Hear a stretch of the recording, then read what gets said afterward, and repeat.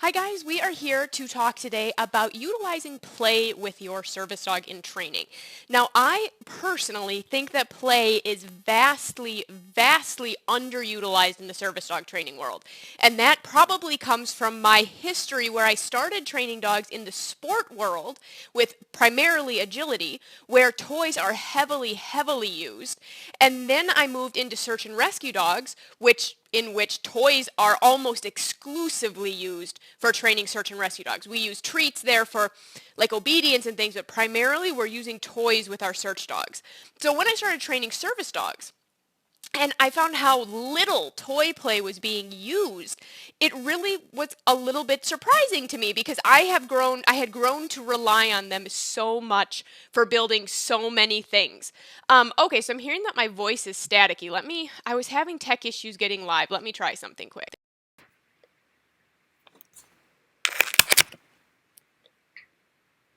Okay, to let me know if that's better. I just plugged it back in. I unplugged my microphone and plugged it back in. So you guys will have to let me know if that's any better. Otherwise, I'll unplug it all together and we'll use the computer. Okay, so somebody let me know if my audio is any better now.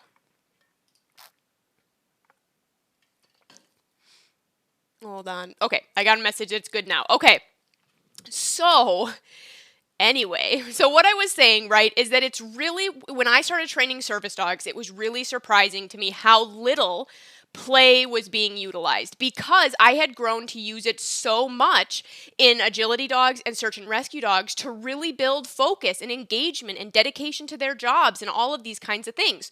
So it's been a big part of my program, continuing to use play with my dogs. And it's something, and I've had requests for this video, so that's why we're going to talk about it today. Now, the downside, of course, to play is that it's really hard to use toy play, especially in public, because we can't really throw a tennis ball in the mall. We really can't get a tug toy out, play with it in the movie theater, but play has so many other benefits pre-public access training, right?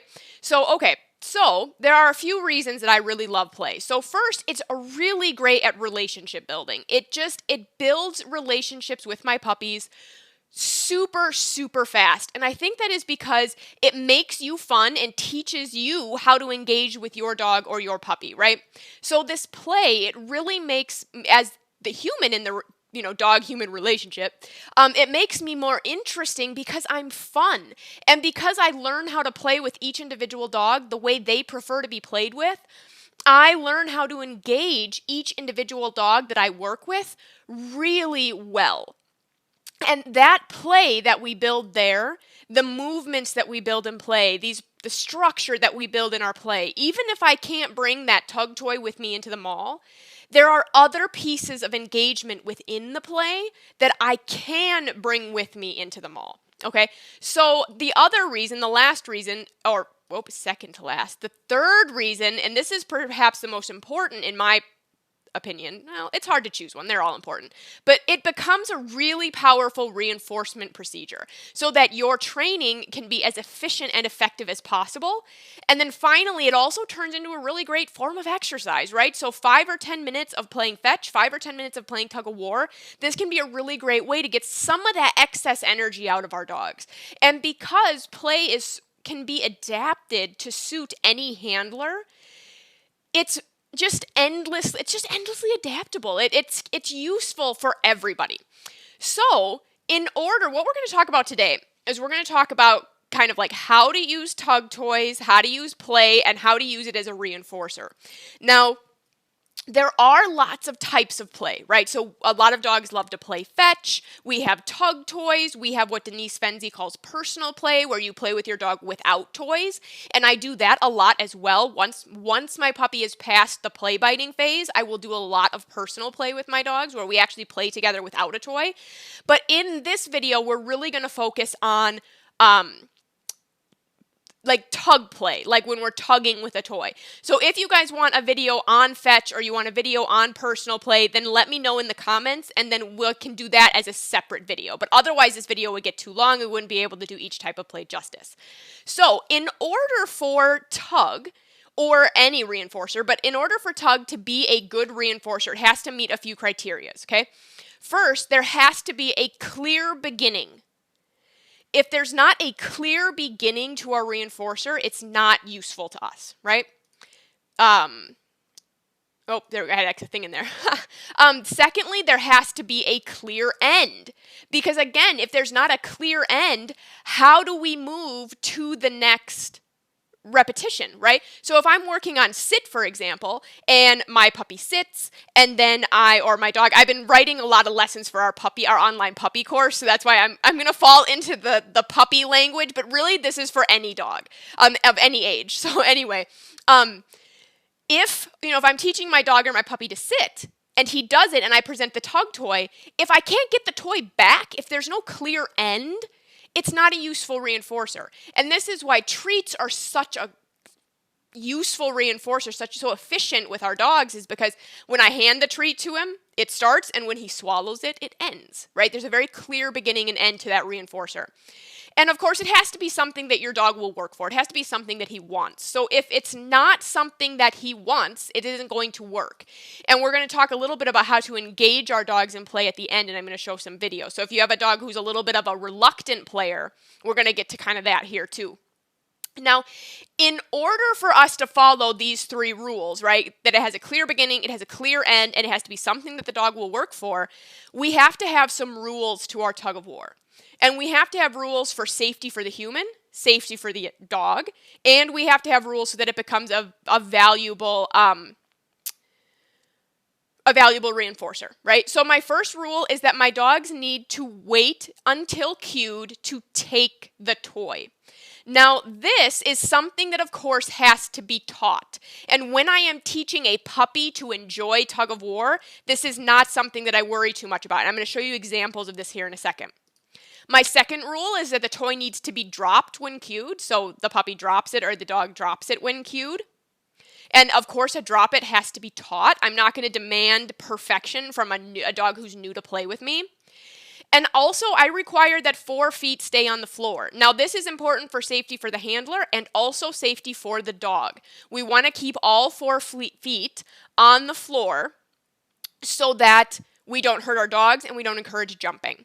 Now, what I forgot to add here is I also, when I'm playing tug of war, I have a very strict rule that dog teeth do not touch human skin. So with an adult dog, I will actually quit playing altogether. If they touch my skin, I will just put the tug toy down. We'll kind of take a break. We'll come back to it later. With a puppy, and I can show this video, with a puppy, I do things a little bit different. So I'm pretty sure that this is the right video. Otherwise, you're just going to get to see a cute video of Leo tugging as an 8-week-old puppy. So here I'm having him switch tug toys, and he gets my hand. But you see how I just pause, and as soon as he moves back to the tug toy, then I reinforce. So it's very small. It's very quick. And this is teaching him right from the beginning that fun things only happen when you touch the toy with your teeth. We can just play it again. Not when you touch my hand. And this is a primary component of my play biting, like anti-play biting training with a puppy as well, which I think we have a separate video on. I think I've already done a video on play biting, and if I haven't, we can do that in the future as well. Okay, so those are my kind of 3 rules, right? So the dog has to wait until he's cued to take it. He has to drop it when he's cued, and he needs to keep all 4 feet on the floor. So let me just show you a couple examples of this. So the first one here, this is, let me find it, because I was doing video downloads last minute today. So some of you will have seen this video before. This is Leo's very first, oops, that always happens when I have the bar there. Okay. This is Leo's very first play session with me ever. This was the very first night I had picked him up. So you see I have 2 toys here, and that's going to get into our drop it. One of the things that I do right away from the beginning with a puppy is I start to use the word get it. So as I present the tug toy, I will say get it. So just right from the beginning, I'm starting to kind of put that on cue. Now I'm going to show you here in a minute with an older dog how we more formally teach that, wait until cued to get it. But with a puppy, I will just start right away. I'll just say get it as I present the tug toy. Then for drop it, we start right from the beginning this way, just teaching them to switch back and forth between the toys. So here the toy we were playing with, it's in my left hand, went dead, so it stopped moving. That's what we mean by dead when we say a dead toy. And the other toy that I want him to switch to becomes alive, so it starts to move. And this is how I start a drop it right away from the beginning with my puppies. And you'll also notice I'm tugging very, very gently. I tug gently with all of my dogs, regardless of their age, but especially with a puppy. We don't want to hurt growing joints. We don't want to hurt teeth. And I am keeping his feet on the floor. Okay, I'm not encouraging him to jump. I'm not pulling him up. We keep all 4 feet on the floor all the time. Then here's me teaching, not that one, this one. I just got this video this morning, and I cannot find it, so we will have to use this one, and that's okay. This is just a rawer version. So I did this video just this morning. This is my little terrier, Izzy, and I'm teaching her here formally to wait until, so I'm going to pause it for a second, wait until I cue her to get the toy. Now, she already loves tugging. I don't move to this step until I have a dog who loves to play with toys. And once he loves it, then we can start to make things a little bit more formal. So right from the beginning, I start using my word get it, which is my cue to take the toy. But I start to formalize it once my dogs love to play. So that's what I'm doing here with Izzy. Let me back up a little bit because I start easy. So you see I present the toy, say get it, and then drop it. And let her have it. And I start nice and high, up at almost shoulder height, so that she can be really successful right from the very beginning, right? And she's a little terror when the toy comes out. Then I present it a little bit lower. I say get it, and I let her get the toy. The volume on the videos is down a little bit, but I am saying get it before she goes for the toy each time.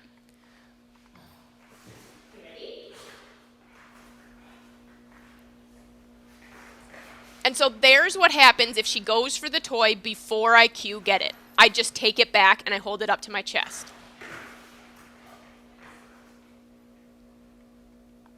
Get it, nice. Good job. And so she's a little terror when she plays tug. You can hear rawr, rawr. She also does not have a drop it. That's why I have to pick her up. So she's still learning her rules around tugging here. But this video is very specifically for waiting until the verbal cue to get the toy. And then as we go along, as we keep practicing this, I will slowly make things harder and harder. So I will slowly actually put the toy on the ground. Then when she's really successful there, I'll start to move the toy, always having her wait until the verbal cue get it to take the toy. Okay? So that's how I train wait for the cue to take the toy. And I already showed you how I start drop it with a puppy. I don't have an adult dog version of that, but with the toy switching, so let me pull this video back out again so I can kind of talk you through it. I'm going to just jump forward a little. When he's really good about switching between the toys, when I ask him, when one toy stops moving and the other toy starts to move, when he's really good about switching toys instantly, then I will add the drop it cue. So you can see here, he doesn't switch toys instantly. He's not ready for a cue. This is his very first session. Of course he's not ready, right? He's still learning. But then what I'll start to say is the toy will stop moving, so it will go dead, in quotes. I will say drop it, and then present toy number 2, so that the word drop it predicts the presentation of the new toy. And so this teaches them that you should drop the toy that's in your mouth so that you can take the next toy that's about to come. And so that's how I teach a drop it. Now, when we talk about tug, we also want to talk about good mechanics and how to engage our dogs and how to do this safely. So again, the first rule here of everything, including mechanics, is 4 on the floor. Okay, I am keeping my dog's feet on the floor at all times. This is for safety, for him and for me. I want to move the toy side to side. So you will have already seen this in some of these videos. And I also want the toy to move away from the dog. So 4 on the floor and side to side is for safety, okay? Because when I move this way, that's much more how my dog's spine is designed to move than moving the toy back and forth or up and down. And I really want this to be safe on all of my dog's joints, on all of his spine, everything like that, right? I also move the toy side to side. Okay, so we said floor and floor and side to side, right? So I'm keeping the toy low and I'm moving it side to side. I also move the toy away because our dogs are prey animals at their core. Now, that has been bred down and it has been modified, but all of our dogs at their core were or are prey animals, right? So if we think about our toy like a squirrel, why are our dogs so interested in squirrels? Because the squirrel moves away from them.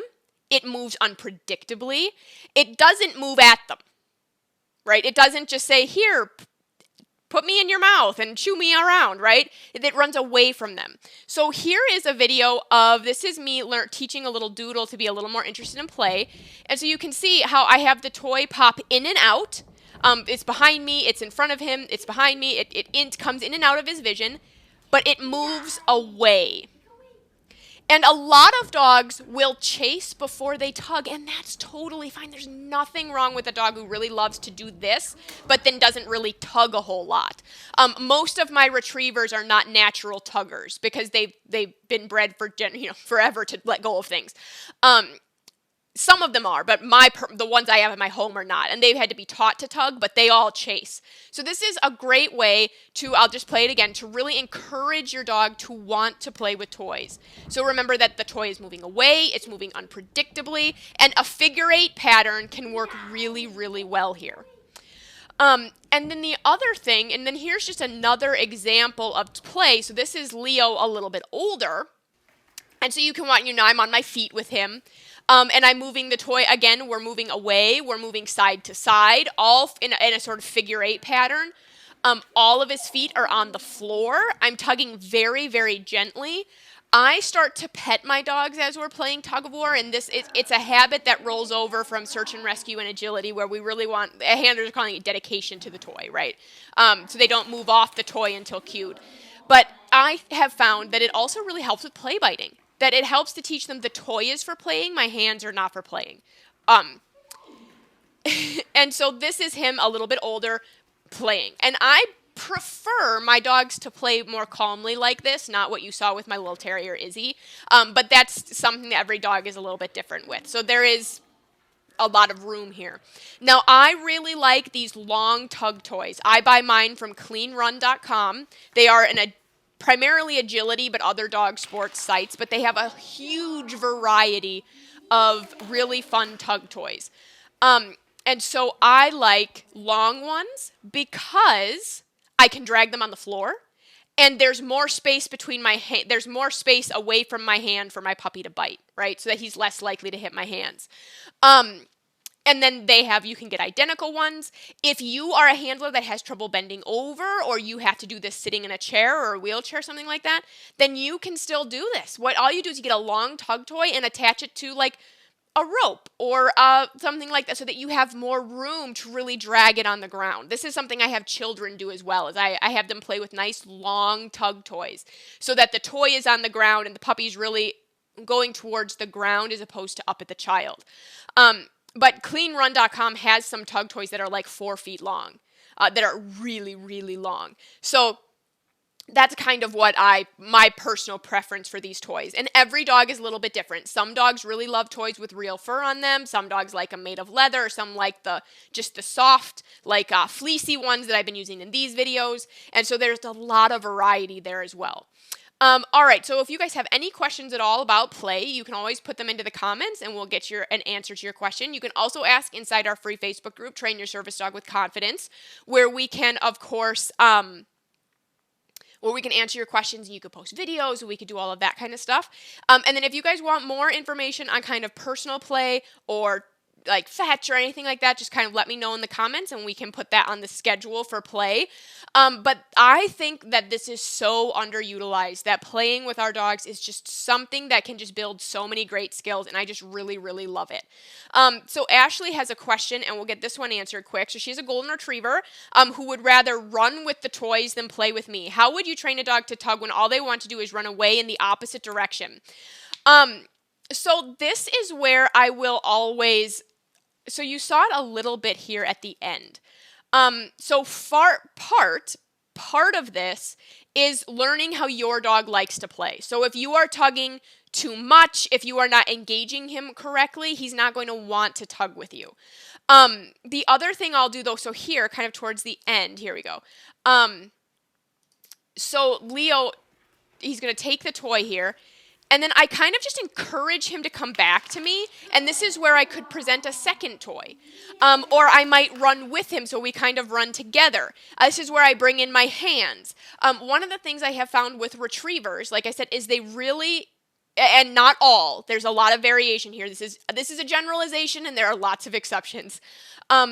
Is a lot of retrievers are going to play, they're going to tug gently or not at all because they've been bred not to.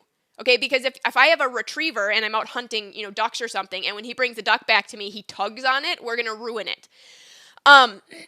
So I lost my train of thought there for a second. Oh, okay. So some of them want to tug really, really gently. So if you see how Leo tugs here, how gently he pulls on the toy versus my little terrier here who was bred to, terriers are all bred to kill things. So she goes nuts. She really tugs. She's really throwing herself into it. My retrievers don't. So some of it is really just finding how your dog likes to engage. And if you guys want that personal play video, that's something that could be really, really helpful in answering your question. I've already kind of seen a few of you say that you want to do that. So maybe we'll have a play part 2 and we'll really get into Ashley kind of problem solving that specific question. We also have suggestions that you can use old t-shirts or fabric shred and braid them. You can definitely do that. I have also in the past used old blue jeans. If your dog will like that texture, you can go to the store. I have bought fleece on sale, in their scrap department, and braided that to make toys, so that can be great. And then we also have this question. She says, because of my illness, sometimes talking is hard. So instead of saying drop it, I've been teaching him to let go, to let me have it when my hand goes still and palm up. Is that okay, or will it make a problem later on? I can't think off the top of my head right now a problem that would create. The thing with cues, you guys want to remember, a cue is anything your dog can perceive. So it can be a hand signal, it can be a word, it could be a different sound, it can be all kinds of things. So, a hand signal for drop it is definitely fine. Okay.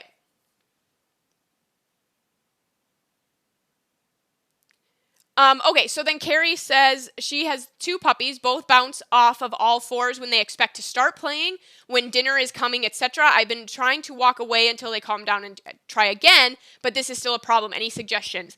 I would go to this exercise that I did here with Izzy. And Izzy, so you want to see that when I start to bring my toy down, she keeps her feet on the floor.